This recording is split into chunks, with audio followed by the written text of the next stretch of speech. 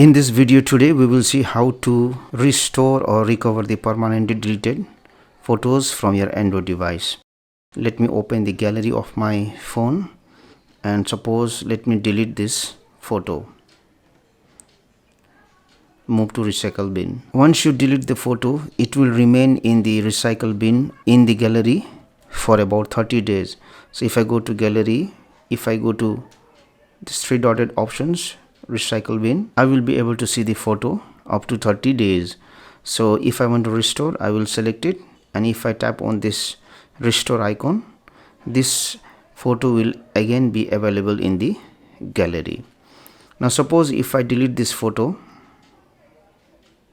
and suppose let me go to recycle bin, and if I delete the photo from recycle bin also, then in that case how can I restore the photo? Now if you have backed up the photos that is present in the gallery of your Android device to Google Photos, then you can restore the photos from the Google Photos.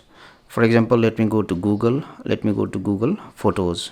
Now you can see this picture is still available in my Google Photos, whereas it is deleted from the gallery of my Android device and from the recycle bin also.